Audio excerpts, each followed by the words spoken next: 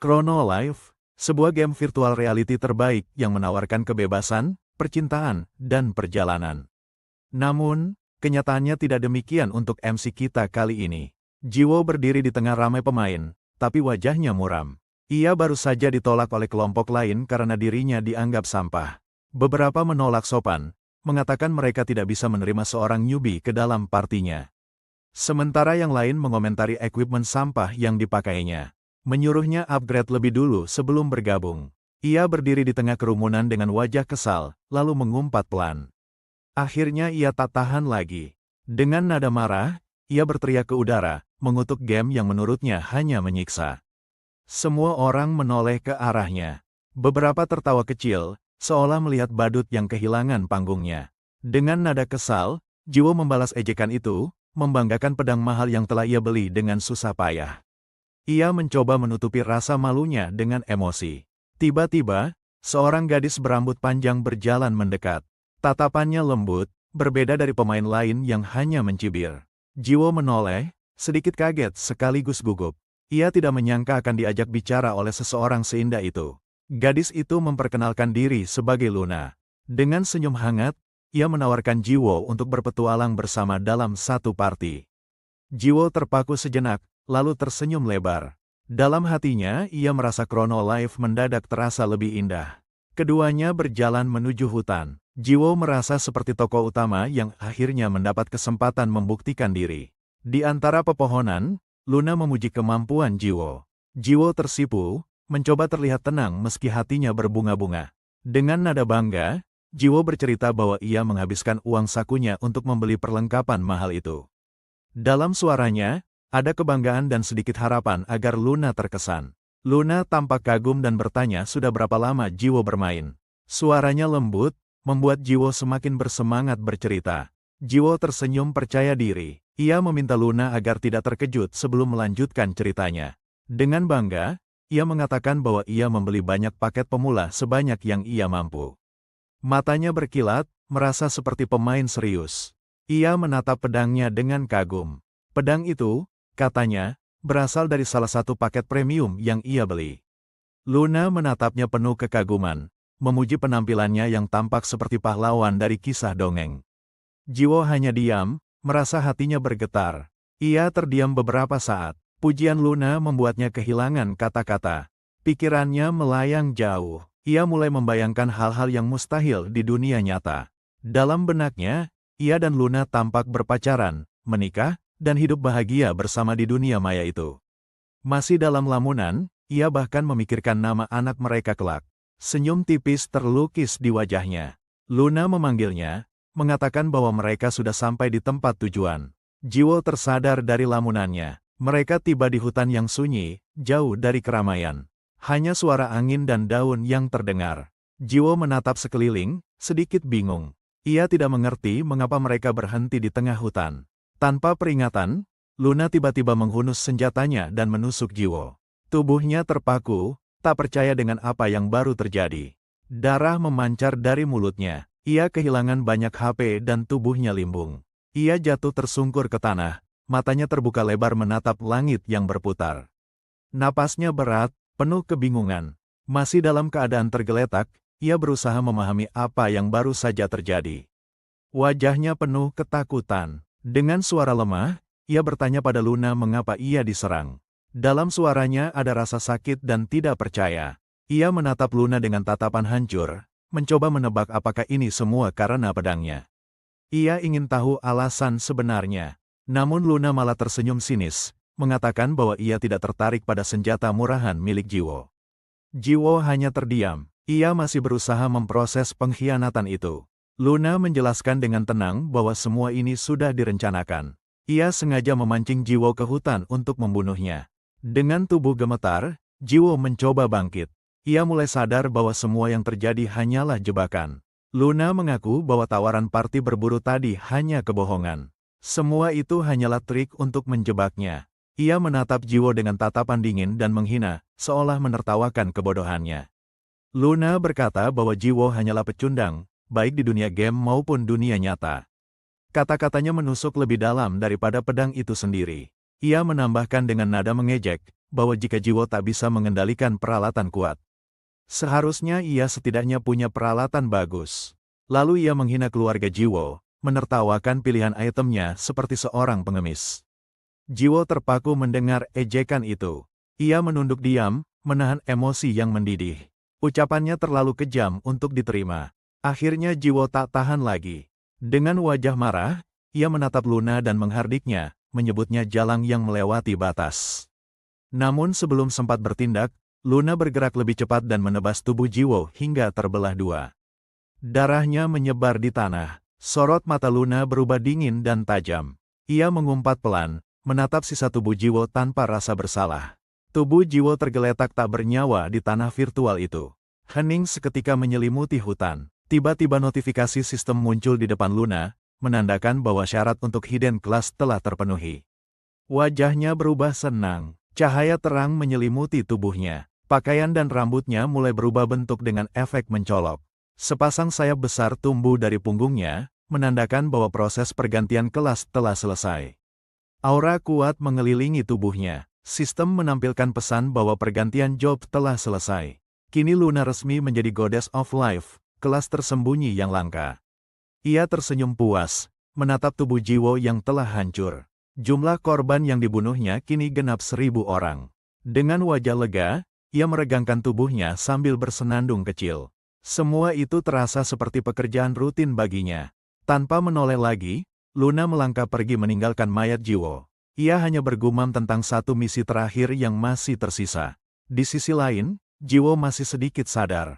Dalam pikirannya, ia mulai memahami kebenaran pahit di balik dunia Chrono Life ini. Ia menyadari bahwa dunia game ini tidak sesempurna yang dibayangkan. Di dalamnya, yang lemah hanya akan dimakan oleh yang kuat. Matanya perlahan terpejam. Notifikasi sistem muncul, memberitahukan bahwa karakternya telah mati dan akan respawn di zona aman. Setelah beberapa detik, tubuh Jiwo muncul kembali di sebuah gang kecil. Ia hidup lagi, tapi bukan tanpa luka batin. Wajahnya muram, matanya kosong menatap jalan sempit di depannya. Semua tampak hampa setelah kematian yang menyakitkan itu. Bayangan Luna muncul di benaknya. Ia masih bisa mendengar kata-kata hinaan yang menusuk hatinya. Lalu teringat pula bagaimana orang-orang lain memperlakukannya sebelumnya, ejekan, tawa, dan penolakan yang terus menumpuk. Ia menunduk dalam diam, seolah menahan sesuatu yang berat di dadanya. Emosinya menumpuk menjadi satu. Akhirnya tangisnya pecah. Ia menangis keras, meluapkan semua rasa sakit yang selama ini ia tahan. Beberapa saat kemudian, ia menghapus air mata dan merogoh tasnya. Tangannya gemetar namun matanya mulai berubah tajam.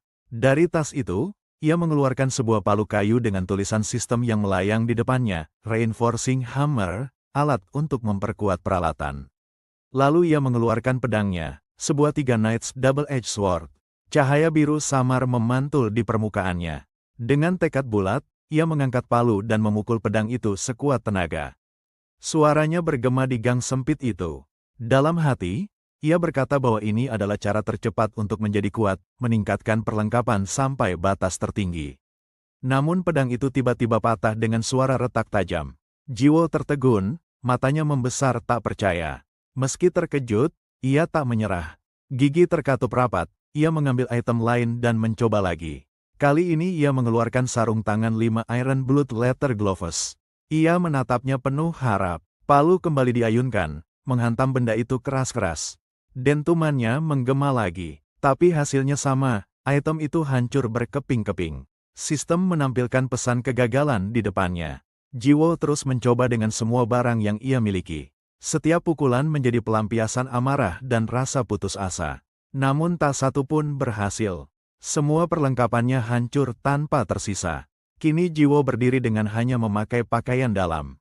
Ia tertawa getir, merasa seperti pecundang sejati. Air mata menetes di pipinya. Ia berbisik pelan bahwa semua ini hanyalah game sialan. Tiba-tiba, sesuatu melayang ke arahnya, sebuah tongkat kayu sederhana jatuh di depannya. Sistem menampilkan deskripsi, wooden stick, senjata dasar untuk pemula, sangat lemah. Jiwo menatapnya tanpa minat. Ia menoleh ke arah pelemparnya, dan melihat seorang anak kecil berdiri tak jauh dari sana, tersenyum polos. Anak itu melambaikan tangan dengan wajah riang. Jiwo menatap heran, tidak tahu apa maksudnya. Dalam hati, ia bertanya-tanya mengapa karakter kecil itu tampak begitu bahagia. Mereka benar-benar seperti pemain baru yang tak tahu kerasnya dunia ini. Ia melirik tongkat itu lagi, berpikir sejenak. Mungkinkah anak itu memberikannya dengan niat baik? Anak kecil itu mengangkat jempol dan tersenyum lebar, seolah menyemangati Jiwo yang tampak putus asa. Jiwo menghela napas panjang dan mengangguk pelan.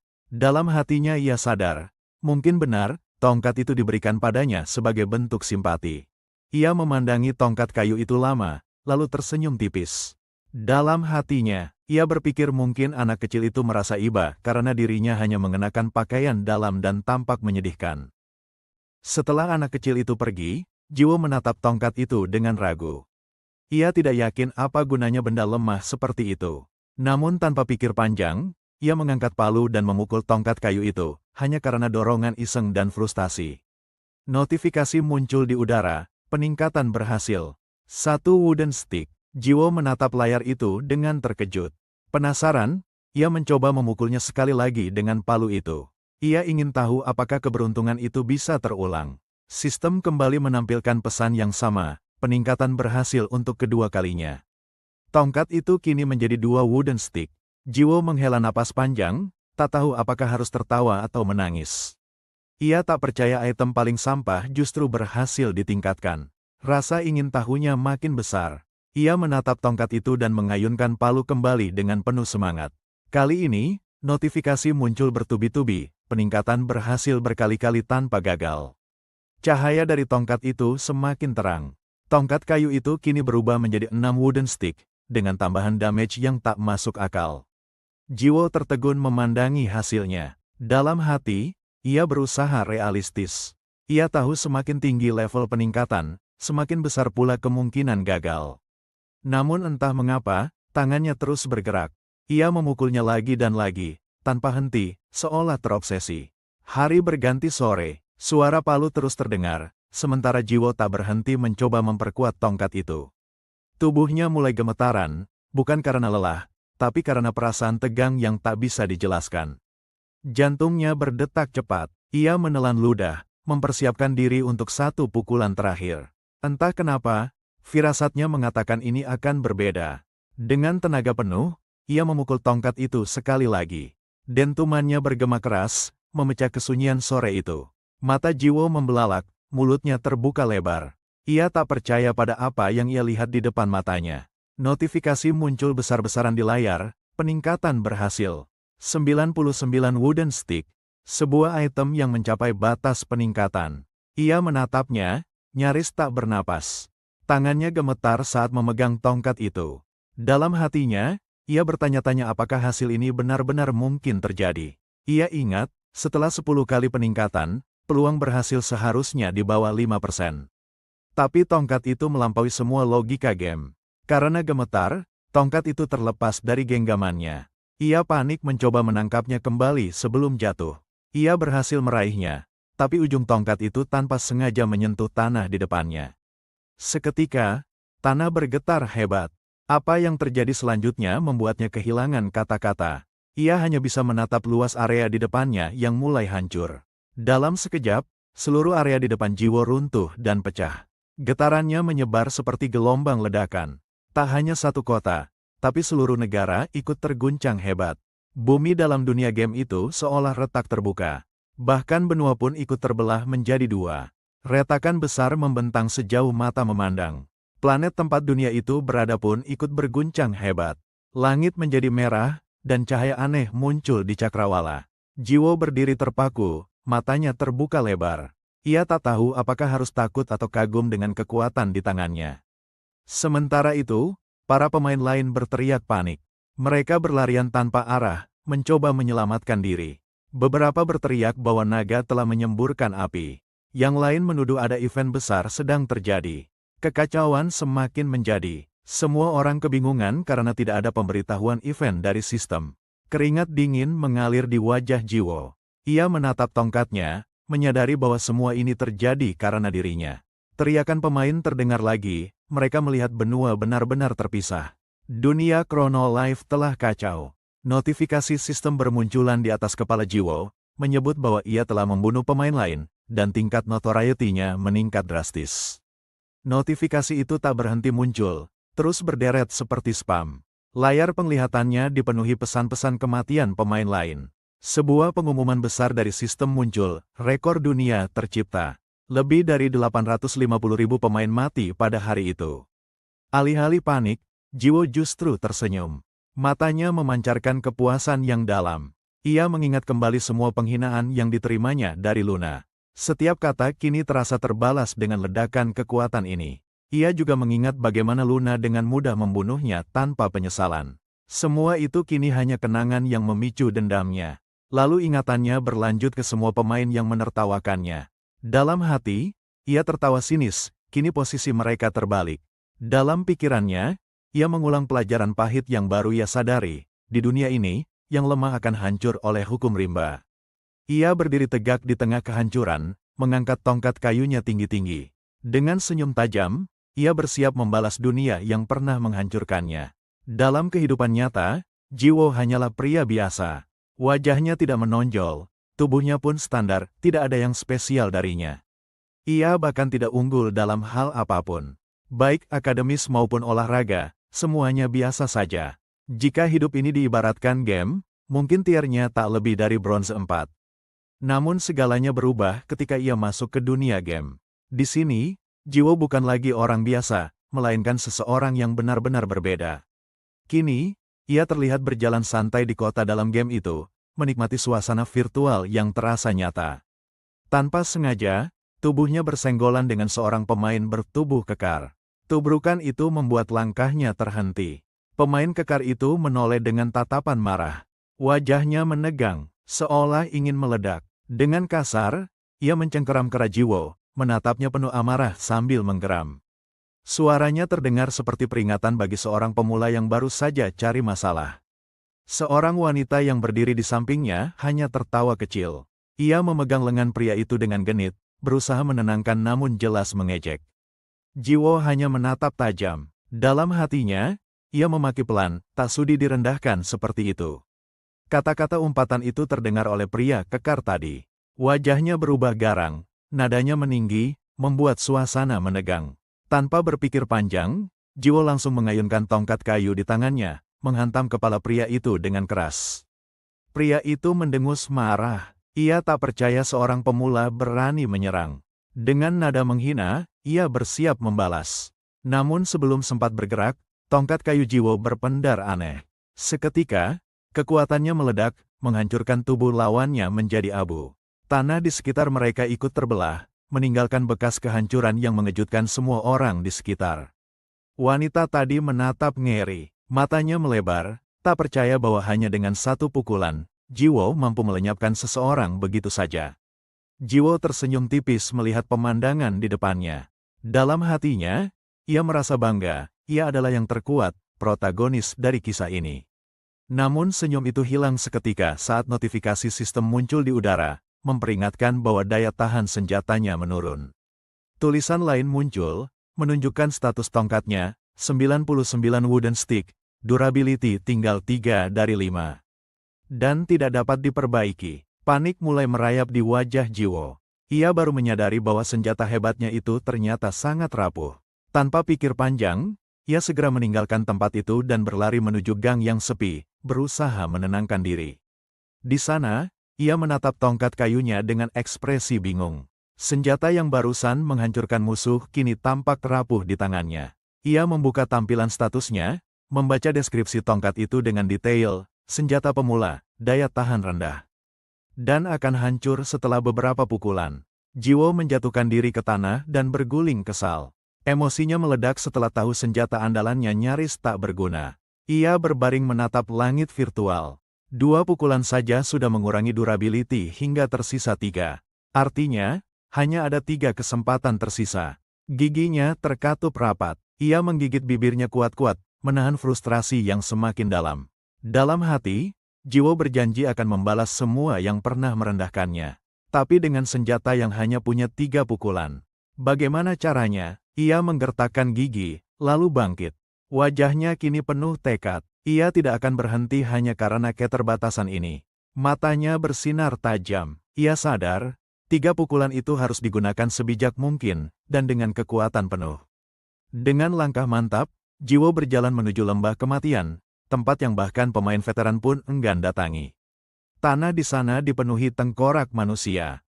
Bau kematian terasa pekat di udara, namun Jiwo terus melangkah tanpa ragu. Ia menapaki lautan tulang belulang, menelusuri setiap langkah seolah sedang mencari sesuatu yang ia tahu pasti ada di sana. Langkahnya semakin jauh, hingga pemandangan sekeliling mulai berubah menjadi lebih suram dan penuh tekanan. Tiba-tiba tanah bergetar hebat, debu terangkat ke udara. Getarannya begitu kuat hingga tengkorak di sekitar ikut bergulir. Namun Jiwo tetap tenang. Ia tahu, inilah saat yang ia tunggu, pertanda bahwa targetnya muncul. Ledakan besar terdengar, menciptakan badai debu yang menutupi pandangan. Suasana mencekam mulai memenuhi udara. Dari balik kabut, sepasang mata raksasa menyala tajam, menembus gelapnya lembah. Seekor naga berkepala 2 muncul dengan tubuh yang sangat besar. Dialah bos monster terkuat, Chronolife Naga Kepala 2, Urus. Suara raungannya mengguncang seluruh lembah. Tanah bergetar di bawah kekuatannya yang mengerikan. Namun Jiwo tidak gentar. Ia berdiri tegak, menatap naga itu dengan wajah tenang, seolah sudah tahu hasilnya.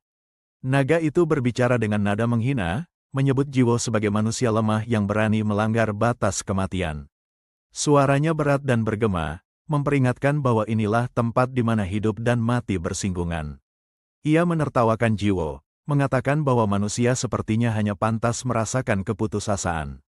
Tanpa menjawab, Jiwo mengangkat tongkat kayunya, lalu mengayunkannya secepat kilat. Salah satu kepala naga itu langsung lenyap dalam sekali pukul. Ledakan energi menghancurkan udara di sekitarnya. Urus, naga berkepala 2 itu, tampak terkejut. Ia menatap Jiwo tak percaya, tidak mampu memahami bagaimana kekuatan sekecil itu bisa menghancurkannya dalam sekejap. Jiwo berdiri diam, memandangi naga yang kehilangan satu kepala itu. Ekspresinya datar, seolah hal itu bukanlah sesuatu yang besar. Dalam hatinya, ia menyadari bahwa kekuatan tongkat itu luar biasa. Tapi ada satu hal yang menakutkan, ia hanya punya 3 pukulan tersisa. Sementara itu, naga urus masih tampak kebingungan, mencoba memahami apa yang baru saja terjadi. Jiwo kembali mengangkat tongkatnya. Suaranya tenang, seolah hendak menyelesaikan urusan terakhirnya di tempat ini. Rasa panik langsung menyelimuti wajah naga itu. Ia mulai ketakutan, menyadari hidupnya bisa berakhir kapan saja. Suara gemetar terdengar dari mulutnya. Ia berusaha menunda waktu, meminta Jiwo untuk berhenti sejenak. Jiwo menoleh datar, menatap makhluk besar itu dengan alis sedikit terangkat. Ia tidak mengerti kenapa naga itu mendadak bicara dengan nada memelas. Dengan nada penuh ketakutan, Urus berusaha menjelaskan bahwa ia hanya ingin berbicara. Nada bicaranya berubah, memanggil Jiwo dengan sebutan hormat.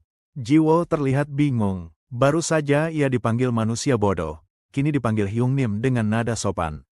Situasinya benar-benar berbalik. Naga itu menelan ludah dan buru-buru menjelaskan. Katanya, ucapan kasarnya tadi hanyalah bagian dari skrip sistem, bukan keinginannya sendiri. Ia menatap Jiwo takut-takut, lalu bertanya dengan suara bergetar tentang siapa sebenarnya manusia di depannya ini. Jiwo menjawab pendek, tanpa emos, entahlah. Kalimatnya datar namun menohok, membuat naga itu semakin gemetar ketakutan. Sekali lagi tongkat kayu itu terangkat. Jiwo mengayunkannya tanpa ragu. Tanah di bawah mereka retak hebat. Gelombang energi menghantam udara, membuat lembah berguncang keras. Naga urus menjerit kesakitan. Tubuh raksasanya goyah dan ambruk, menimbulkan getaran di seluruh area. Debu menutupi pandangan. Tubuh besar itu kini hanya terbaring lemah, hampir kehilangan seluruh kekuatannya. Dengan napas tersengal, Urus masih mencoba berbicara. Ia tahu hidupnya hanya tinggal detik. Notifikasi sistem muncul lagi. Durability tersisa, 1/5. Jiwo menghela napas berat, sadar hanya ada 1 pukulan terakhir. Ia berdiri di antara reruntuhan. Menatap tongkatnya, andai saja senjata itu tak memiliki batas daya tahan, segalanya akan lebih mudah. Ucapan itu terdengar oleh Urus. Wajah naga itu mendadak berubah, seolah mendapatkan ide untuk bertahan hidup. Ia buru-buru berkata bahwa ia bisa membantu Jiwo mengatasi masalah durability. Nada suaranya penuh ketakutan sekaligus harapan. Jiwo menatapnya tajam, sedikit tertarik dengan ucapannya. Ia tak segera menyerang, menunggu penjelasan lebih lanjut. Sistem mendadak menampilkan notifikasi baru. Kontrak utama naga berkepala 2 urus, sang naga terkuat ingin memberikan jiwanya padamu. Tulisan sistem berikutnya muncul dengan pilihan ya atau tidak. Jiwo menatap layar itu dengan dahi berkerut, belum memahami maksudnya. Ia membaca pesan itu dengan bingung. Kata-kata memberikan jiwa terdengar mencurigakan. Urus berbicara lagi, kali ini dengan lebih sopan. Ia menanyakan apakah Jiwo pernah mendengar tentang sesuatu bernama Ego Sword. Jiwo menjawab singkat, ia tidak tahu apa itu dan ingin penjelasan yang sederhana. Urus tampak gugup, ia mencoba menjelaskan dengan terbata-bata, mencari cara agar Jiwo tidak kehilangan kesabaran. Akhirnya, ia menjelaskan bahwa ia bisa mengisi senjata Jiwo dengan jiwanya sendiri. Dengan begitu, tongkat itu akan hidup dan memiliki kesadaran. Ia melanjutkan, mengatakan bahwa senjata itu nantinya akan berkembang menjadi Ego Sword, senjata dengan daya tahan tak terbatas dan kekuatan luar biasa. Urus menambahkan bahwa senjata itu tidak akan pernah rusak. Durability-nya akan menjadi tak terbatas. Sesuatu yang bahkan para pemain legendaris pun impikan. Ia menegaskan, Ego Sword adalah senjata terkuat di seluruh dunia Chronolife. Mendengarnya, mata Jiwo mulai berbinar. Jiwo tertawa keras, tawa yang lepas dan tulus. Akhirnya, sesuatu yang menarik muncul di tengah semua keterbatasannya. Naga Urus ikut tertawa canggung, meski jelas rasa takut masih belum hilang dari wajahnya. Ia bertanya dengan gugup apakah Jiwo menyukai idenya. Tatapannya penuh harap, seolah hidupnya bergantung pada jawaban itu. Jiwo menarik napas panjang, lalu berbicara pelan. Ia merasa jalan hidupnya baru saja berubah, seperti takdir menuntunnya ke arah yang benar. Kini, pembalasan dendamnya terasa mungkin dilakukan. Tanpa ragu, ia menekan tombol ya. Senyum tipis muncul di wajahnya. Kontrak itu diterima, dan notifikasi sistem segera muncul. Anda telah menerima kuesnya. Simbol sihir raksasa terbentuk di bawah kaki mereka. Cahaya ungu berputar melingkar, menciptakan pusaran energi yang sangat kuat. Tubuh Urus perlahan memudar. Sisiknya bercahaya, kemudian melebur menjadi partikel cahaya yang mengalir ke udara. Dalam hitungan detik, tubuh besar itu benar-benar menghilang. Yang tersisa hanyalah hembusan angin berat dan notifikasi sistem yang melayang di udara. Tongkat kayu di tangan Jiwo bersinar terang. Warna ungu pekat mengalir di sepanjang permukaannya, dan aura kuat terasa muncul darinya. Sistem menampilkan pesan baru, 99 Wooden Stick, Great, Ego, Durability, tak terbatas. Tongkat itu kini menjadi senjata dengan jiwa naga di dalamnya. Namun tak lama setelah itu, tanah kembali bergetar hebat. Suara gemuruh datang dari kejauhan, lebih besar dari sebelumnya. Ribuan monster muncul dari balik kabut lembah. Mereka semua berlari menuju Jiwo, dengan amarah yang menyala di mata mereka. Itu adalah pasukan naga Urus, makhluk-makhluk yang dulu dipimpin olehnya. Kini mereka datang untuk menuntut balas. Raungan mereka bergema di seluruh lembah, meneriakkan satu nama yang sama, balas dendam untuk tuan mereka. Lautan monster itu menerjang seperti gelombang tsunami, menutupi pandangan sejauh mata memandang. Namun Jiwo tetap berdiri tenang di tengah teriakan itu. Di tangannya, senjata barunya bersinar dengan aura tak terbatas. Senyum tipis kembali muncul di wajahnya. Kali ini bukan karena kesombongan, tapi karena keyakinan bahwa ia tak akan kalah lagi. Ia mengangkat senjatanya tinggi-tinggi, dan teriakan penuh semangat keluar dari mulutnya, balas dendam. Satu kata yang menandai dimulainya pembalasan. Dalam satu ayunan, cahaya ungu menyapu seluruh lembah. Ribuan monster hancur dalam sekejap, sementara Jiwo berdiri di tengah kehancuran, dengan senjata terkuat di tangannya. Poster buronan Jiwo kini menempel di setiap sudut kota. Setelah tanpa sengaja membunuh lebih dari 800.000 pemain, namanya menjadi momok yang diburu seluruh dunia. Di tengah hiruk-pikuk alun-alun, seorang prajurit berteriak lantang mengumumkan kabar besar, peringatan nasional dengan tingkat bahaya tertinggi baru saja dikeluarkan. Orang-orang di sekitar sontak gempar. Mereka berbisik ketakutan, menyebut Jiwo sebagai pembunuh player terburuk sepanjang sejarah permainan itu.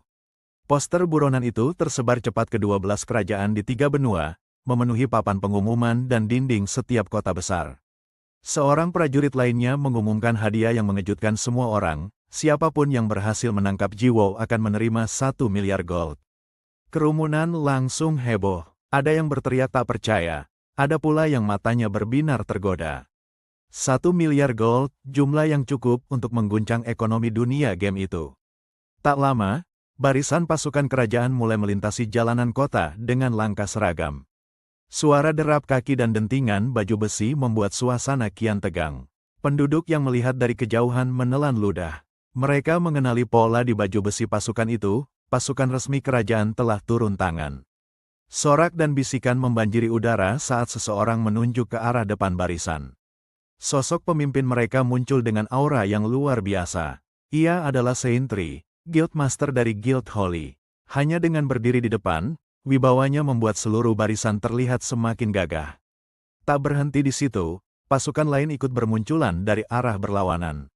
Kota itu kini menjadi titik kumpul kekuatan besar dunia. Warga berteriak histeris saat melihat barisan berjubah merah dengan salib putih di dada.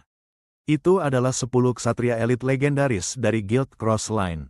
Di tengah mereka, berdiri pemimpin tangguh bernama Suho, Guildmaster Crossline yang terkenal dengan strategi perangnya yang tanpa celah. Langit seolah bergetar saat kelompok penyihir datang.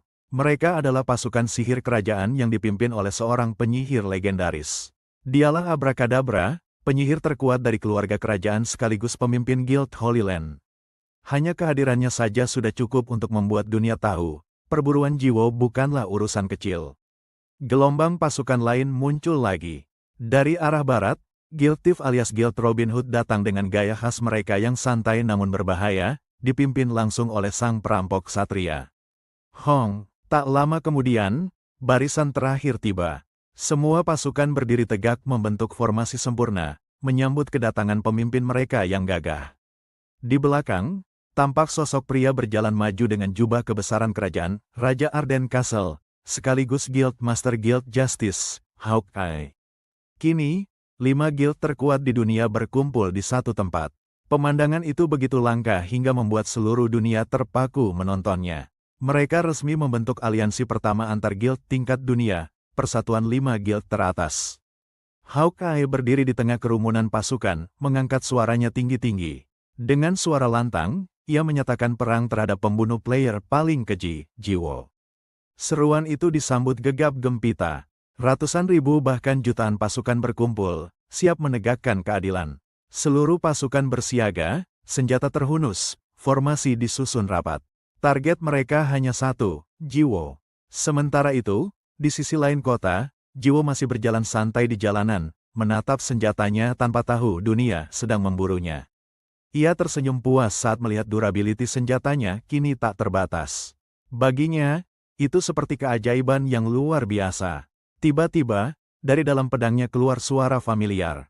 Jiwo terkejut, apalagi ketika melihat sosok kecil muncul dari senjatanya dan memanggilnya dengan sebutan Hyung Nim. Ia refleks mundur dengan ekspresi panik. Kayunya punya kepala, siapa kau? Serunya sambil menatap tak percaya. Makhluk itu memperkenalkan diri sebagai Twin Head Dragon, Urus, jiwa naga berkepala dua yang kini terikat pada pedang Jiwo. Jiwo hanya terpaku, menatap makhluk kecil itu yang dulunya naga menakutkan. Sekarang bentuknya malah imut dan lucu. Urus menjelaskan bahwa jiwanya kini menyatu sepenuhnya dengan pedang itu. Ia bisa berbicara langsung dengan Jiwo, dan hanya Jiwo yang dapat mendengarnya. Jiwo masih kebingungan, sementara Urus menambahkan bahwa hal seperti ini umum untuk senjata kelas Ego Grade. Hanya tuanmu yang bisa mendengar dan melihatku, ujarnya tenang. Jiwo menyentuh pipinya sambil mendengus, kau jadi lembut sekarang. Urus hanya tersenyum kecil, seolah sudah terbiasa dengan sikap tuannya yang aneh. Jiwo mulai memahami sedikit tentang situasi itu. Ia lalu melirik Urus dan bertanya dengan nada jahil. Ngomong-ngomong, kemana kepala satumu yang lain? Tuan Twin Head Dragon. Pertanyaan itu membuat Urus panik. Ia menoleh dan menjerit, kepala saya yang satunya kemana? Jiwo hanya mengangkat bahu santai. Mana ku tahu, jawabnya dingin, membuat Urus makin bingung. Di tengah kekacauan kecil itu, selembar kertas tiba-tiba jatuh di depan mereka. Jiwo menunduk, penasaran. Ia mengambilnya, menatap tulisan besar di atasnya. Apa ini? Gumamnya pelan. Matanya melebar, itu adalah poster buronan dirinya sendiri. Dengan wajahnya terpampang jelas di sana. Jiwo terdiam beberapa detik, tak tahu harus tertawa atau kesal. Dunia benar-benar memusuhinya. Ia menoleh ke sekeliling. menyadari poster yang sama menempel di setiap dinding kota. Semua orang kini tahu siapa dia. Bahkan dari langit, poster-poster itu berjatuhan seperti hujan, membuat seluruh kota dipenuhi wajahnya sendiri. Urus justru tampak kagum. Ia memuji tuannya dengan bangga karena telah membunuh 800.000 orang dalam satu pukulan, sesuatu yang bahkan dirinya tak bisa lakukan. Urus bersemangat. Kalau hadiahnya 1 miliar gold, berarti nilainya juga 1 miliar uang nyata, kan? Ujarnya asal, setengah bercanda. Ia lalu menatap Urus tajam. Bukannya dilarang bagi AI untuk bicara soal uang nyata, tanyanya curiga. Urus terkekeh, siapa peduli? Aku sudah mati. Jiwo mendengus kesal, kau benar-benar pembuat masalah. Urus kemudian bertanya serius, kalau begitu, apa rencana Anda selanjutnya, Hyung Nim? Semua player pasti akan mengejar Anda demi hadiah itu. Bagaimana kalau kita bunuh saja semua mereka duluan, saran Urus dengan nada polos. Jiwo hanya meliriknya datar tanpa menjawab. Ingatan buruk melintas di benaknya, tentang bagaimana ia tanpa sengaja membunuh 800.000 player hanya karena mengayunkan pedangnya. Ia menatap poster-poster itu lagi. Nama dan wajahnya kini menjadi simbol ketakutan di seluruh dunia. Namun alih-alih takut, Jiwo tersenyum kecil. Perasaan ini tidak buruk juga. Rasanya seperti jadi selebriti, katanya sambil tertawa kecil. Jiwo menatap semua poster yang menampilkan wajahnya. Alih-alih merasa tertekan, ia justru menegakkan punggung dan menggumam pada diri sendiri tentang langkah berikutnya yang harus ia ambil. Urus menatapnya penasaran, seolah tak mengerti apa yang sedang direncanakan tuannya kali ini.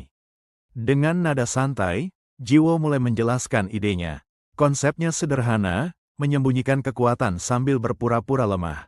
Urus masih tidak yakin. Baginya, strategi itu tampak bodoh. Bagaimana mungkin seseorang sekuat Jiwo mau berpura-pura kalah? Namun Jiwo tetap tersenyum. Baginya, memainkan peran sebagai orang lemah adalah cara baru untuk bersenang-senang di dunia yang menakutinya.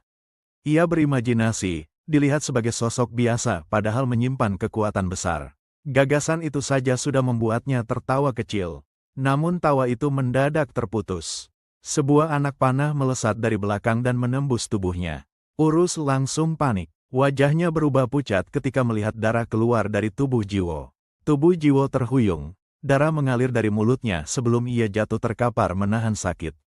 Urus berteriak putus asa, melayang di sekitar tuannya sambil berusaha mencari sumber serangan itu. Dari kejauhan, seorang pria berdiri tegap di atas bangunan, Hawkeye. Ia memegang busurnya dengan percaya diri, yakin telah mengenai targetnya. Tak butuh waktu lama, pasukannya segera berdatangan dari segala arah, memenuhi jalanan dengan derap langkah berat. Dalam hitungan detik, Jiwo yang masih terkapar sudah terkepung ribuan pasukan dengan senjata terarah kepadanya.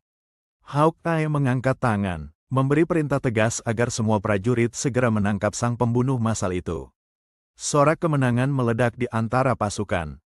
Mereka yakin hari ini adalah akhir dari legenda berdarah Jiwo. Urus masih panik. Ia berusaha menyadarkan Jiwo yang nyaris kehilangan kesadaran akibat luka di tubuhnya.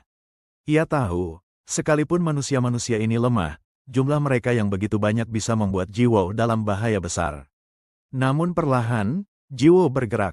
Dengan sisa tenaga, ia berdiri sambil menggenggam tongkat kayunya erat-erat. Pasukan di sekitarnya langsung menegang. Mereka tak menyangka pria itu masih sanggup berdiri setelah tertembus panah. Hawkeye tak memberi waktu sedikit pun. Ia berteriak lantang, memberi perintah agar semua pasukan menyerang tanpa ragu. Ribuan prajurit serempak maju, mengangkat tombak dan pedang, mengurung Jiwo dari segala sisi. Urus hanya bisa menatap cemas. Ia tahu apa yang akan terjadi jika tuannya benar-benar marah. Jiwo mengepalkan tangan, giginya bergemeletuk menahan amarah. Semua rencananya untuk hidup damai sirna begitu saja. Ia mencabut panah yang menancap di tubuhnya. Darah mengucur, tapi wajahnya tetap datar, dingin dan tenang. Dalam hati, ia mengeluh. Ia sebenarnya ingin hidup damai tanpa masalah, tapi tampaknya dunia tak mengizinkannya. Senyumnya perlahan berubah. Dari ketenangan, muncul tatapan gila, campuran antara murka dan kesenangan. Dengan satu gerakan cepat, tongkatnya berayun. Hembusan angin saja sudah cukup untuk memicu ledakan besar yang mengguncang tanah. Pasukan Hawkeye terlempar tanpa sempat melakukan apapun. Tubuh mereka berhamburan di udara seperti boneka. Ledakan berikutnya bahkan lebih dahsyat. Gelombang energi meluluhlantakkan sebagian besar kota. Tanah dipenuhi mayat dan puing-puing bangunan. Bau darah menyelimuti udara. Hawkeye masih hidup, namun tubuhnya penuh luka. Ia terengah-engah, mencoba memahami apa yang baru saja terjadi. Wajahnya pucat pasi. Ia melihat kehancuran di sekelilingnya dan mulai menyadari betapa kecil dirinya di hadapan monster yang baru ia lawan. Matanya melebar saat menatap ke depan. Seluruh ibu kota telah rata dengan tanah, tanpa sisa kehidupan. Hanya ada kawah besar di tempat berdirinya kerajaan megah itu. Semua orang yang dulu hidup di sana kini lenyap bersama debu. Langkah kaki terdengar mendekat. Jiwo berjalan pelan melewati sisa reruntuhan. Siluetnya berdiri tegak di tengah kepulan asap dan langit merah. Hawkeye menatap sosok itu dari kejauhan. Meski tubuhnya bergetar ketakutan, ia tetap memaksakan diri berdiri. Aura tekanan dari Jiwo terasa seperti menindih udara di sekitarnya. Jiwo berhenti di hadapan Hawkeye, berdiri santai seolah tak terjadi apapun. Sisa debu beterbangan di sekitar, namun ekspresinya tetap tenang. Hawkeye merogoh jubahnya dengan tangan gemetar. Dari balik bajunya, ia mengeluarkan sebuah kristal berwarna biru terang yang berdenyut lembut. Kristal itu bersinar kuat, disertai teks sistem yang muncul di udara. Ia tahu benda itu adalah artefak pemanggil pasukan yang sangat langka. Tanpa ragu, Hawkeye menghancurkan kristal itu di telapak tangannya. Cahaya biru langsung menyebar cepat ke seluruh area pertempuran. Sebuah mantra aktivasi bergema di udara, seperti panggilan yang menembus ruang dan waktu, menyeru semua anggotanya untuk datang. Ratusan lingkaran sihir bermunculan di tanah, pertanda pasukan besar akan segera datang. Cahaya teleportasi berwarna biru muncul dari setiap lingkaran itu, memenuhi langit dengan pola bercahaya yang luar biasa indah sekaligus menegangkan. Satu persatu, pasukan dari berbagai guild muncul. Mereka datang dengan senjata lengkap, wajah serius, dan formasi siap tempur. Dalam hitungan detik, jutaan orang telah memenuhi area. Barisan mereka rapat, membentuk lautan manusia yang seolah tak berujung. Jiwo mengangkat pandangan. Dari tempatnya berdiri, ia bisa melihat pemandangan luar biasa. Jutaan pemain kini mengepungnya dari segala arah. Udara terasa menegang. Tanah bergetar karena jumlah pemain yang begitu banyak, dan semua mata tertuju padanya seorang. Kini, 3 juta anggota dari World Union Guild telah tersumen di satu titik yang sama. Di depan lautan pasukan itu, Hawkeye kembali berdiri tegap sebagai pemimpin. Meski tubuhnya penuh luka, semangatnya belum padam. Ia mengangkat tangannya tinggi, sebuah isyarat universal bagi seluruh pasukan untuk menyerang tanpa ragu. Jeritan perang menggema serentak. 3 juta pemain itu menyerbu maju, menimbulkan badai debu dan suara yang mengguncang bumi. Jiwo hanya berdiri diam sejenak. Pandangannya tenang, lalu ia menghela napas panjang, seperti seseorang yang baru saja memutuskan sesuatu. Dengan satu gerakan kecil, ia mengangkat senjatanya. Tak ada sihir rumit, tak ada gestur besar, hanya ayunan ringan yang tampak biasa. Namun efeknya tak bisa dianggap remeh. Angin berdesing keras, dan semua musuh di depan tubuhnya terhempas seperti diterpa badai. Tak ada yang selamat di lintasan serangannya. Bahkan para ranker dan guild master yang terkenal tangguh pun terlempar dan hancur seketika. Urus hanya bisa menatap ngeri dari sisi Jiwo. Ia tak menyangka kekuatan tuannya jauh melampaui logika bahkan untuk makhluk sepertinya. Dalam pikirannya, ia menyadari, tak peduli seberapa kuat monster atau bos yang pernah ada, tak satu pun bisa menandingi sosok yang berdiri di hadapannya ini. Ia tahu persis, guild sebesar World Union bukanlah organisasi sembarangan. Isinya adalah ranker terbaik dari seluruh dunia, namun semua itu tak berarti apapun. Urus mulai berpikir bahwa bahkan jika dirinya memimpin pasukan monster terkuat sekalipun, hasilnya tidak akan jauh berbeda. Jiwo terlalu jauh di atas segalanya. Keringat dingin mengalir di wajah kecilnya. Ia menatap tuannya dengan campuran rasa takut dan kagum yang sulit dijelaskan.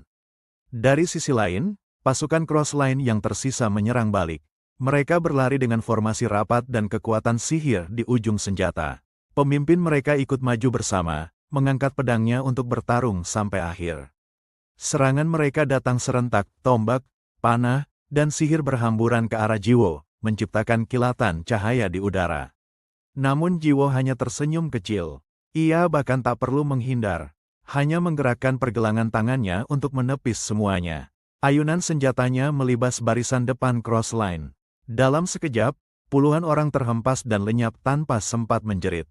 Dari kejauhan, para penyihir dari Holy Land mulai menyiapkan sihir besar.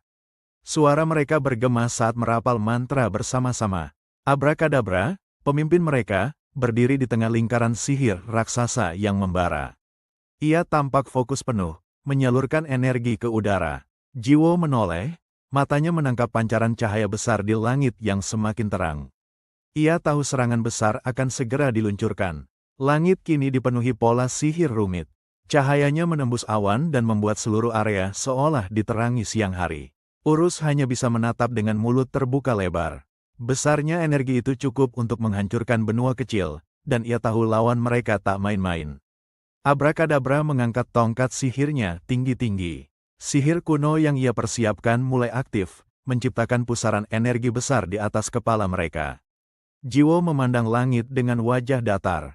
Ia menilai lawannya dalam diam, menunggu momen tepat tanpa menunjukkan ketegangan sedikitpun. Cahaya biru menyilaukan turun dari langit. Serangan sihir raksasa itu dilepaskan, mengguncang bumi dan menelan seluruh area dengan suara ledakan memekakkan telinga. Jiwo masih berdiri di tempatnya, lalu menatap serangan itu dengan senyum tipis. Ia terlihat seperti seseorang yang sedang menikmati tontonan menarik. Sesaat kemudian, ia menggerakkan tongkatnya perlahan ke atas. Gerakannya sederhana, tapi energi besar langsung berpusar mengikuti ayunan itu. Ia mengayunkan pedangnya ke atas. Satu tebasan tajam membelah udara, menciptakan gelombang energi vertikal yang langsung menghantam sihir raksasa di atasnya. Dalam sekejap, lingkaran sihir besar milik Abrakadabra pecah menjadi potongan cahaya. Serangan yang seharusnya memusnahkan area luas itu justru lenyap begitu saja. Abrakadabra tertegun. Ia menatap langit kosong, tak percaya bahwa sihir kuno yang diwariskan keluarganya bisa dihancurkan hanya dengan satu ayunan. Para penyihir lain menunggu perintah selanjutnya, tapi ketakutan membuat mereka membeku. Tidak seorang pun berani bergerak setelah melihat hasil itu. Seluruh medan pertempuran terdiam. Asap dan debu perlahan menghilang, menyisakan sosok Jiwo yang berdiri di tengah kawah dengan aura menekan luar biasa. Dengan tenang, Jiwo kembali mengangkat pedangnya. Kali ini ia menurunkannya lurus ke depan dengan kekuatan yang bahkan lebih besar dari sebelumnya. Sebuah tebasan cahaya lurus membelah tanah dan udara, menciptakan jurang besar di jalur serangannya. Semua yang berdiri di depannya lenyap tanpa jejak. Abrakadabra dan seluruh pasukannya tersapu bersih oleh gelombang itu. Tubuh mereka hancur seketika, meninggalkan hanya sisa energi yang berpendar di udara. Dari kejauhan, hanya kehancuran yang tersisa. Satu orang melawan 3 juta, dan hasilnya bukan kemenangan, melainkan bencana yang tak bisa dipercaya. Laporan sistem mulai bermunculan di udara. Guild World Union resmi dinyatakan kalah total. Semua anggotanya kehilangan status dan reputasi dalam sekejap. Di tengah lautan mayat, Hawkeye masih hidup. Ia terduduk lemas dengan tubuh gemetar, menatap kosong ke depan tanpa suara. Wajahnya memucat, ia berulang kali menggeleng, tak mampu menerima kenyataan bahwa semua kekuatan dunia sudah dikalahkan hanya oleh satu orang. Langkah kaki Jiwo terdengar lagi, mendekat perlahan ke arah Hawkeye. Setiap langkahnya membuat tanah bergetar halus, seolah dunia takut padanya. Jiwo berhenti tepat di hadapannya. Ia menatap pria itu dalam diam, seolah menimbang sesuatu di pikirannya. Hawkeye menegakkan kepala, memandang Jiwo dengan mata penuh ketakutan. Ia tidak tahu apakah hidupnya masih akan bertahan beberapa detik lagi. Jiwo menarik napas panjang. Ia menatap langit sebentar, lalu kembali menunduk, memberi jawaban yang membuat Hawkeye terpaku. Sorot matanya berubah dingin. Ia tampak kesal, mengingat bagaimana orang yang sekarang berlutut di depannya pernah menyerang dari belakang. Hawkeye menatapnya bingung, belum sempat mengerti maksud dari pandangan itu. Udara di sekitarnya mendadak menegang. Dalam sekejap, Jiwo mengayunkan senjatanya ke kepalanya. Ledakan energi besar terjadi, menghancurkan seluruh area di sekitar Hawkeye. Gelombang kejut dari serangan itu menyapu habis apapun yang tersisa. Tidak ada yang hidup di radius serangan tersebut. Pertempuran hari itu menjadi berita besar di seluruh dunia. Tayangan ulangnya viral di kalangan para pemain, bahkan di luar game. Semua orang membicarakan satu hal, pria yang sendirian mengalahkan 3 juta orang. Dan menghancurkan seluruh ibu kota hanya dengan beberapa ayunan. Setelah pertempuran berakhir, asap perang mulai menipis. Dari senjata Jiwo, muncul Urus yang bersorak gembira, memuji keberanian tuannya dengan suara lantang. Jiwo hanya mendengus, menoleh dengan ekspresi jengkel saat mendapati makhluk itu ternyata ada di sana sejak tadi. Tiba-tiba, langkah kaki terdengar dari belakang. Seseorang mendekat perlahan, membuat Jiwo refleks menoleh. Matanya terbelalak, ia sempat mengira semua musuh sudah tewas. Tapi ternyata masih ada satu yang hidup. Dalam pandangan matanya yang tajam, ia menangkap sosok yang sangat dikenalnya. Itu adalah Luna, gadis yang dulu menipunya dan menusuk dari belakang, membunuhnya tanpa ampun. Jiwo terdiam sesaat, tak pernah ia duga akan bertemu gadis itu lagi, apalagi secepat ini. Ekspresi wajahnya berubah kaku, penuh kemarahan yang ditahan. Matanya dingin, nyaris tak berkedip. Luna malah tersenyum manis, seolah tak pernah ada dendam di antara mereka. Dengan nada menggoda, ia menyapa Jiwo seperti teman lama yang baru bertemu kembali. Jiwo menatap sekeliling. Dataran luas terbentang di bawah sinar matahari senja, penuh dengan mayat 3 juta manusia dan senjata yang berserakan di tanah. Pertemuan ini, ia sadari, terlalu dramatis untuk disebut kebetulan. Ia menarik napas pelan, menyadari betapa ironisnya situasi itu. Luna berbicara dengan ringan, seolah semuanya hanyalah panggung sandiwara. Namun di balik ketenangan itu, ingatan kelam kembali menghantam. Ia masih mengingat jelas bagaimana gadis itu mengkhianatinya, mempermainkan nyawanya seolah tak berarti. Tangannya mengepal kuat, otot di lengannya menegang, urat-urat di wajahnya mulai muncul saat amarah mendidih. Luna menatapnya dengan tatapan lembut, menanyakan kabarnya seakan mereka baru berpisah seminggu lalu. Ia berbicara tentang takdir, tentang betapa anehnya bisa bertemu di tempat seperti ini. Tapi bagi Jiwo, kata itu terdengar seperti ejekan. Jiwo mencibir. Takdir, gumamnya, omong kosong. Ia tahu persis, setiap langkahnya pasti sedang diawasi oleh seseorang sekejam Luna. Luna menatapnya sambil tersenyum lembut, tapi sorot matanya menyimpan sesuatu yang sulit dibaca, antara godaan dan tantangan. Jiwo menahan diri. Padahal ia ingin menghantam kepala gadis itu saat itu juga, tapi anehnya, ia malah meladeni percakapan. Ia menatap rambut Luna dengan tatapan tajam, heran melihat perubahan warnanya yang mencolok. Luna tersenyum kecil, tidak menyangka Jiwo akan menanyakan hal seperti itu.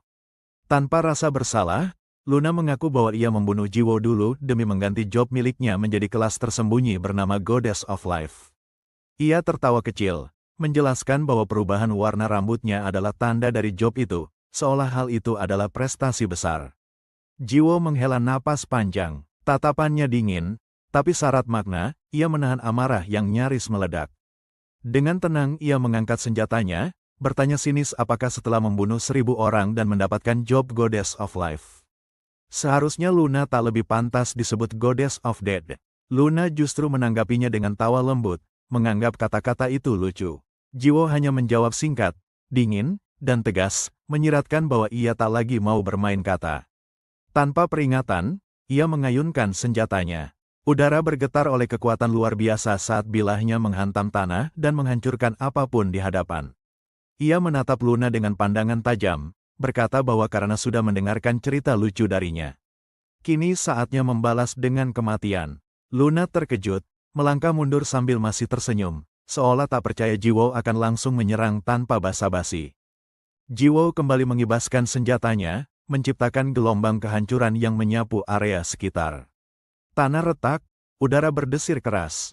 Ia yakin serangannya mengenai sasaran, tubuhnya tak sedikit pun ragu. Namun sesosok bayangan muncul di belakangnya, Luna. Ia muncul tanpa luka, dengan nada menggoda, menyebut bahwa seharusnya mereka masih bisa berbicara lebih lama. Jiwo langsung berbalik dan kembali menyerang tanpa berpikir, menghantam udara di sekitarnya hingga tanah dan gunung terbelah. Ledakan besar mengguncang daratan, batu-batu besar melayang, dan langit terbelah oleh cahaya dari tebasannya. Urus berteriak dari senjata Jiwo, memuji serangan itu sambil kagum dan panik sekaligus. Ia mengoceh cepat, membandingkan Luna dengan belut licin yang tak bisa ditangkap. Jiwo mendengus kesal. Ia tahu sejak awal bahwa lawannya hanya pandai menggertak, tak lebih dari musuh licik yang pandai mengelak. Namun tiba-tiba, mata Jiwo membesar. Ada sesuatu di balik kabut debu yang tak sesuai harapannya. Debu perlahan menghilang, menyingkap Luna yang berdiri tegak tanpa luka sedikit pun di tubuhnya.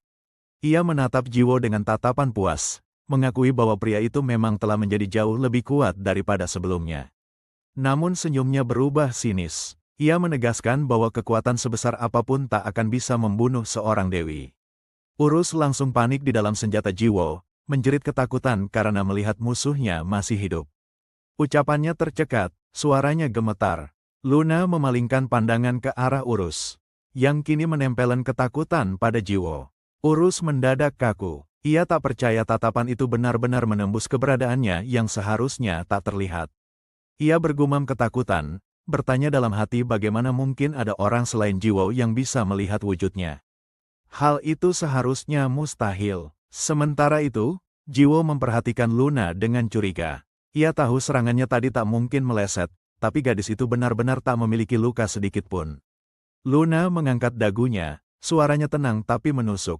Ia menjelaskan bahwa sebagai Goddess of Life, tak ada manusia biasa yang bisa membunuhnya, seolah menyatakan bahwa Jiwo hanyalah serangga di hadapan dewa. Mendengar kesombongan Luna, Jiwo hanya terkekeh pendek. Rasa jengkel di dadanya semakin membara, namun senyumnya menandakan ia masih menahan diri. Ia menerjang maju dengan tatapan tajam. Gerakannya cepat, diwarnai amarah dan dendam yang tak lagi bisa dibendung. Luna tetap berdiri diam di tempat.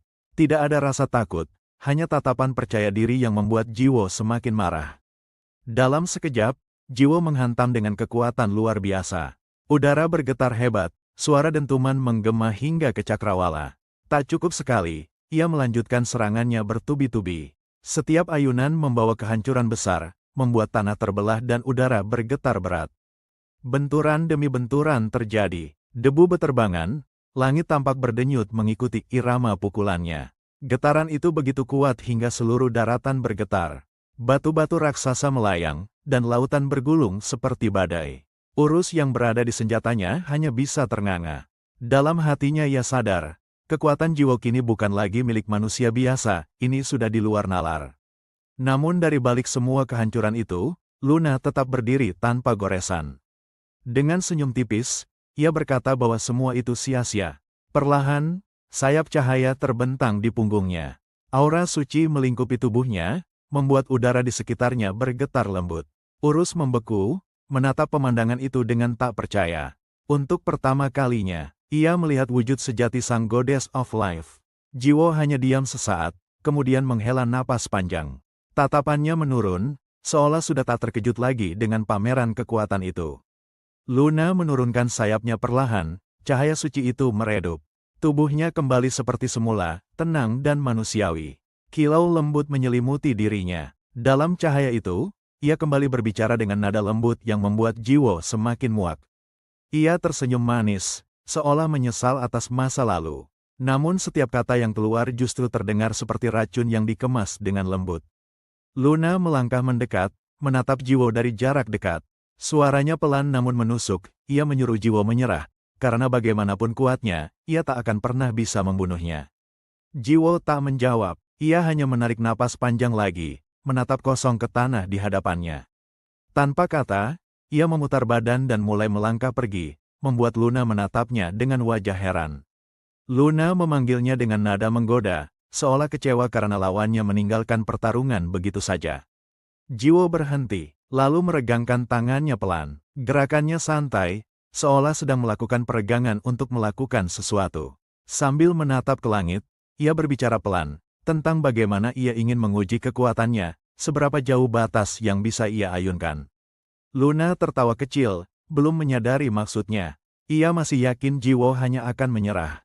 Namun kata berikutnya membuat tawanya berhenti. Jiwo mengatakan dengan tenang, planet ini yang akan ia tebas. Luna terpaku, tidak percaya dengan apa yang baru didengarnya. Matanya melebar, mencoba memastikan bahwa itu bukan candaan. Jiwo menatap lurus ke arahnya, bibirnya melengkung sinis. Ia menjelaskan bahwa jika planet ini hancur, Luna juga akan lenyap bersama semua yang ada di atasnya. Ia tersenyum dingin, menjelaskan dengan ringan seolah hanya sedang bercanda. Tapi dari tatapannya, jelas bahwa ia benar-benar bermaksud melakukannya. Luna mendengus kecil. Ia menatap Jiwo dengan tatapan meremehkan, menganggap semua itu tidak mungkin dilakukan oleh manusia. Namun Jiwo hanya menatapnya balik, menyeringai. Ia berkata bahwa itulah maksudnya, ia akan menyerang dengan kekuatan penuh. Ia menunduk sedikit, mengingat bahwa serangan sebelumnya saja sudah cukup mengguncang seluruh daratan. Sekarang ia akan melakukannya tanpa menahan sedikit pun. Ekspresi Luna berubah serius. Untuk pertama kalinya, rasa khawatir tampak di wajahnya. Ia mulai menyadari bahwa ancaman Jiwo bukan sekadar omong kosong. Luna mencoba menahan ketenangannya, meski jelas terlihat gugup. Ia berusaha mengingatkan Jiwo bahwa jika planet ini hancur, dirinya pun akan ikut mati, mengingatkan bahwa itu lebih mirip tindakan bunuh diri daripada balas dendam. Jiwo diam sejenak. Ia menatap kosong ke bawah, seolah menimbang kata-kata itu, tapi di balik ketenangan itu, pikirannya sudah bulat. Sekilas, kenangan masa lalu melintas di benaknya, pengkhianatan Luna, rasa sakit, dan kehancuran dirinya sendiri. Semua itu kembali membakar jiwanya. Tiba-tiba, ia tertawa keras. Suara tawanya bergema di dataran luas. Terdengar seperti campuran antara keputusasaan dan kemenangan. Dengan nada penuh ejekan, Jiwo menatap Luna sambil menyebutnya seperti anak sekolah yang perlu belajar arti sebenarnya dari penderitaan. Ia melangkah maju, menunduk sedikit, lalu berkata dengan nada tajam bahwa kini saatnya pelajaran dimulai, dengan dirinya sebagai gurunya. Ia mengangkat senjatanya tinggi ke udara. Ototnya menegang, aura kekuatan menyelimuti tubuhnya hingga udara di sekitar bergetar hebat. Sambil tersenyum tipis, Jiwo berteriak penuh amarah. Ia menegaskan bahwa orang yang sudah kehilangan segalanya, tak akan ragu menghancurkan dunia sekalipun. Luna menggigit bibirnya, langkahnya mundur setengah. Untuk pertama kalinya, ia benar-benar terlihat takut. Ia akhirnya menyerah, mencoba bernegosiasi dengan Jiwo. Namun semua sudah terlambat. Jiwo mengayunkan senjatanya dengan kekuatan penuh, menciptakan kilatan energi yang membelah udara. Ujung senjata menyentuh tanah. Dalam sekejap, bumi bergetar hebat. Ledakan energi memancar ke segala arah hingga langit ikut berderak. Luna dan Urus sama-sama terpaku. Tatapan mereka kosong, tak percaya dengan apa yang baru saja terjadi. Sementara itu, Jiwo tersenyum tipis. Di balik wajah dinginnya, ada kepuasan mendalam, seolah akhirnya semua dendam telah terbalaskan. Retakan mulai menjalar di tanah. Dari celahnya, cahaya biru menyala seperti nadi dunia yang mulai pecah. Dalam hitungan detik, seluruh permukaan planet retak. Gunung runtuh, laut menguap, dan langit pecah bagaikan kaca. Kemudian segalanya meledak. Suara ledakan itu memekakkan telinga, dan dunia pun hancur menjadi pecahan-pecahan besar yang melayang di kehampaan. Semua pemain yang ada di dunia itu tewas seketika. Sistem secara paksa mengeluarkan mereka dari permainan. Di dunia nyata, tepatnya di sebuah warnet, suasana langsung berubah kacau. Orang-orang berteriak kaget karena tiba-tiba keluar dari permainan tanpa peringatan. Suara protes semakin ramai. Mereka mengeluh karena gagal menangkap bos terakhir, merasa rugi atas waktu yang mereka habiskan. Sekelompok pemain mengamuk, menuduh pemilik warnet mematikan sistem. Mereka berteriak marah, menuduh breaker listrik dicabut. Pemilik warnet mencoba menenangkan mereka. Dengan panik ia menjelaskan bahwa tidak ada yang dimatikan, semua sistem masih menyala normal. Beberapa pemain mulai saling menatap bingung. Jika bukan listrik atau kapsul yang rusak, lalu apa penyebabnya? Salah satu dari mereka cepat-cepat mengambil ponsel dan membuka laman resmi Chronolife, berharap ada penjelasan. Di layar ponselnya muncul pengumuman resmi dari pihak pengembang. Kalimatnya sopan namun jelas, mereka tengah melakukan pemeliharaan darurat server. Suasana warnet perlahan mereda. Para pemain mulai menyadari bahwa bukan kesalahan sistem lokal, melainkan server utama yang bermasalah. Namun di sudut ruangan yang paling tenang, satu kapsul tetap menyala. Di dalamnya, Jiwo masih terhubung ke dunia itu, satu-satunya pemain yang belum keluar. Dunia game runtuh dan semua pemain terpaksa keluar. Namun, anehnya, hanya Jiwo yang tetap terhubung.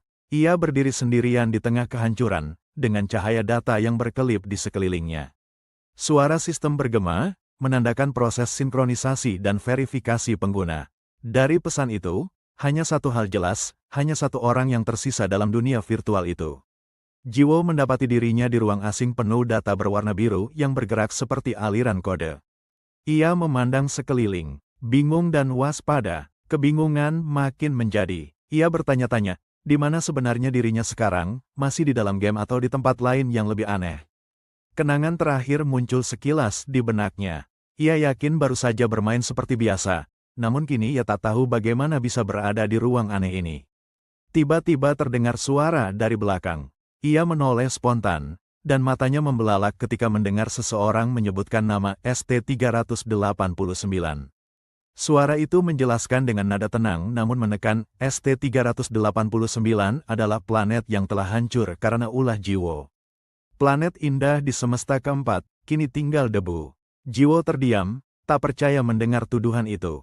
Dengan nada datar ia bertanya, mengapa orang itu berpikir demikian?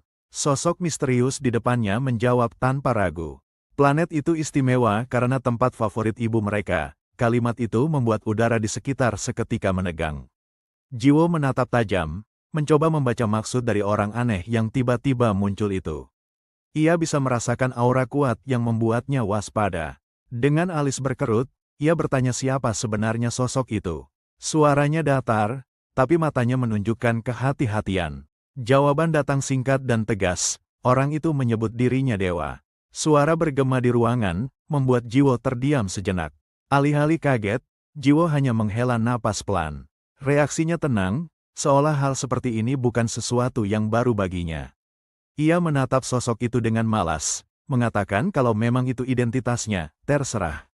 Yang penting sekarang, ia mencari seseorang, wanita berambut hitam. Sosok yang menyebut dirinya dewa menatap balik dan menjawab bahwa di sini hanya ada mereka berdua. Tidak ada wanita berambut hitam, tak ada siapa-siapa lagi. Jiwo memanggil menu sistemnya dengan cepat, mencoba memastikan. Data di layar menunjukkan satu hal aneh, hanya satu pengguna aktif yang terdeteksi.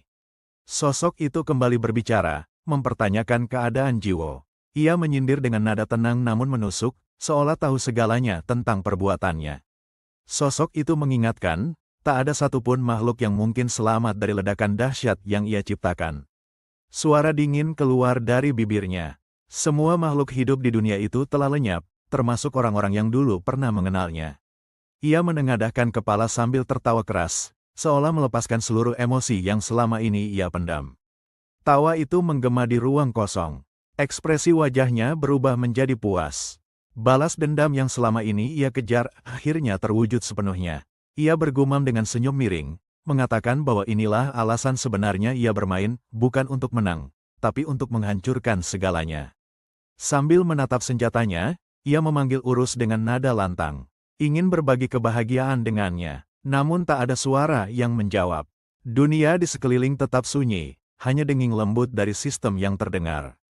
Jiwo mulai kesal. Ia mencoba memanggil lagi dengan nada lebih keras, namun tetap tanpa hasil, hanya gema suaranya sendiri yang kembali. Sosok dewa itu kembali berbicara, mengatakan bahwa dari awal memang hanya mereka berdua yang tersisa. Tidak ada makhluk lain. Ia menambahkan, tidak heran jika anak itu yang dicari Jiwo tidak ada di tempat ini. Ucapannya terdengar seperti sindiran halus. Jiwo terdiam, lalu menatap sosok itu dengan curiga. Ia bertanya-tanya, kalau begitu siapa sebenarnya makhluk di depannya? Dengan nada datar, ia menebak mungkin lawan bicaranya hanyalah NPC atau administrator yang tersisa untuk menjaga sistem tetap berjalan.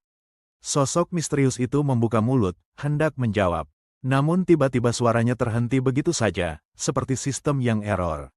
Ada semacam gangguan visual di sekelilingnya, membuat tubuhnya tampak bergetar dan terdistorsi, seperti data yang gagal diproses. Ia menghela napas panjang, seolah menyadari dirinya tak bisa melanjutkan ucapan yang tadi ingin ia sampaikan. Nada suaranya berubah santai, ia hanya berkomentar ringan bahwa ada sesuatu yang mengganggu percakapan mereka. Tiba-tiba, lantai di bawah mereka mulai bercahaya terang. Cahaya itu tumbuh cepat, menelan seluruh ruang digital tempat mereka berdiri. Jiwo menatap ke bawah dengan wajah panik. Cahaya semakin kuat, membuatnya sulit membuka mata. Sosok itu tetap tenang di tengah cahaya yang menyilaukan. Ia berkata bahwa meski kecewa, pertemuan singkat ini tetap menyenangkan baginya. Sebelum lenyap, ia menitipkan salam untuk seseorang bernama Fury. Ucapannya terdengar misterius, seolah membawa pesan tersembunyi. Jiwo spontan berteriak, mencoba menahan kepergian sosok itu. Namun suaranya tertelan oleh ledakan cahaya yang menyelimuti segalanya. Cahaya makin kuat hingga seluruh ruang virtual itu lenyap dalam putih menyilaukan. Jiwo kehilangan kesadaran sejenak. Sebuah pesan muncul di layar, Anda telah keluar dari permainan. Dunia digital itu pun sirna sepenuhnya. Saat membuka mata, Jiwo sudah kembali ke dunia nyata. Nafasnya berat, seperti baru bangun dari mimpi panjang yang kacau. Ia segera melepas helm VR dari kepalanya. Rambutnya basah oleh keringat, dan matanya masih kosong menatap dinding di depannya. Ia menggerutu kesal, mencoba mencerna apa yang baru saja terjadi. Sosok misterius itu, ucapan anehnya, dan akhir permainan yang tiba-tiba. Ia mengingat satu hal aneh, kata Fury. Ia bergumam, tak tahu apa maksudnya, namun entah kenapa terasa penting. Ketika masih bingung, ia mendapati sekelompok orang berdiri di hadapannya. Wajah mereka serius, seolah memang sudah menunggunya sejak lama. Dari kelompok itu, seorang pria tua berwibawa melangkah ke depan. Gerakannya tenang, namun auranya kuat dan penuh wibawa, membuat Jiwo refleks menegakkan tubuh. Pria itu menyebut nama Jiwo, umurnya, bahkan riwayat permainannya di Chrono Life secara detail, seolah sudah menelusuri seluruh datanya. Ia menatap tajam ke arah Jiwo, memastikan semua informasi itu benar. Jiwo hanya bisa membeku, sementara pikirannya masih terpaku pada nama Fury yang terucap tadi. Rasa gugup mulai merayap. Ia mencoba menenangkan diri, menjawab dengan suara gemetar sambil bertanya siapa sebenarnya orang di depannya. Pria itu tersenyum samar dan menjawab bahwa ia adalah orang yang datang untuk mengambil tongkatnya. Ucapan itu membuat Jiwo makin kebingungan. Dalam hati, Jiwo menegaskan kembali siapa dirinya, hanya mahasiswa biasa berusia 21 tahun yang suka bermain Chrono Life, bukan siapa-siapa di dunia nyata. Namun ia sadar, keberuntungannya membuatnya terkenal. Ia berhasil menciptakan Wooden Stick 99, senjata yang mustahil, lalu menggunakannya untuk menyingkirkan siapapun yang ia benci. Motivasinya sederhana tapi kelam, balas dendam terhadap wanita yang pernah menipunya, sosok yang kini menjadi entitas dewa dalam game. Demi membunuhnya, ia bahkan menghancurkan seluruh dunia virtual. Dan setelah itu, muncul sosok yang menyebut dirinya God, hanya untuk menghilang begitu saja tanpa penjelasan. Semua terasa seperti lelucon besar. Tak lama setelah kejadian itu, Jiwo dibawa oleh pria tua dan rombongannya ke sebuah restoran. Tempat itu sederhana, seluruh ruangan disewa hanya untuk mereka. Beberapa penjaga menjaga pintu dengan ketat. Suasana begitu tegang, membuat Jiwo merasa seperti tahanan yang diinterogasi. Ia duduk dengan canggung di hadapan pria tua itu. Setiap tatapan terasa seperti tekanan, membuatnya sulit menelan ludah. Pria tua itu menyuruhnya makan tanpa banyak bicara, mengatakan bahwa pemilik restoran itu memiliki bakat memasak luar biasa. Nadanya terdengar seperti perintah. Jiwo menelan ludah dan mulai menyuap makanan dengan gugup. Dalam hatinya, ia hanya bisa mengutuk situasi yang membuatnya terjebak di tengah orang-orang berpengaruh ini. Sambil menikmati makanannya, pria tua itu mulai berbicara santai. Mengenang masa lalu, katanya, dulu restoran ini sering ia kunjungi ketika perusahaannya masih bangkrut. Ia melanjutkan, sudah 15 tahun berlalu sejak masa-masa sulit itu, sejak awal pengembangan Chrono Life dimulai. Ucapannya membuat Jiwo menegakkan punggung. Jiwo terdiam, matanya melebar. Kata pengembangan dan perusahaan membuatnya sadar bahwa orang di depannya bukan orang sembarangan. Dengan wajah terkejut, Jiwo mencoba memastikan dugaannya. Ia gagap menyebut kata tidak mungkin. Nyaris tak percaya, pria tua itu akhirnya memperkenalkan diri dengan tegas. Dialah Choi Deokbae, presiden perusahaan pembuat game Chrono Life. Jiwo terpaku. Ia sempat berpikir orang ini adalah gangster, tapi ternyata dia bos besar yang membangun dunia tempat Jiwo bermain. Orang-orang berjas rapi di sekeliling mereka ternyata hanyalah staf perusahaan. Di antara mereka ada modeler karakter, direktur suara, hingga pemimpin tim pemasaran. Jiwo semakin tak nyaman, merasa seperti sedang diadili oleh seluruh tim pengembang. Dengan gugup, Jiwo berusaha menjelaskan dirinya. Ia mengaku salah paham, mengira mereka geng kriminal. Ia masih belum paham alasan mereka mencarinya. Choi Deokbae hanya tersenyum kecil, mengatakan bahwa ia sudah menjelaskan tujuannya sejak di ruang kapsul, datang untuk mengambil Wood Stick 99 milik Jiwo. Jiwo terkejut mendengar itu. Tangannya berhenti memegang sendok, matanya membesar tak percaya. Choi menjelaskan dengan nada tenang bahwa bagi perusahaan game, mengambil item yang dianggap bug adalah hal yang wajar. Jiwo tak bisa menyangkal logika itu, tapi hatinya menolak. Nada suara Jiwo meninggi, ia berusaha membela diri. Ia menjelaskan bahwa senjata itu ia buat sendiri, tanpa bantuan siapapun. Namun Choi menanggapinya dengan angka. Ia menjelaskan bahwa peluang keberhasilan meningkatkan item setelah 10 kali hanyalah 3%, dan setelah itu, makin menurun drastis. Ia menatap Jiwo dalam-dalam, seolah menantangnya untuk menyangkal fakta tersebut. Jiwo hanya terdiam, tak sanggup menjawab. Keheningan menelan meja makan itu. Hanya suara sendok dan napas berat yang terdengar. Sementara Jiwo menunduk menahan rasa campur aduk. Choi akhirnya menghela napas, lalu berkata bahwa mulai saat ini, Woodstick 99 akan menjadi tanggung jawabnya. Kalimat itu seperti vonis yang tak bisa ditolak.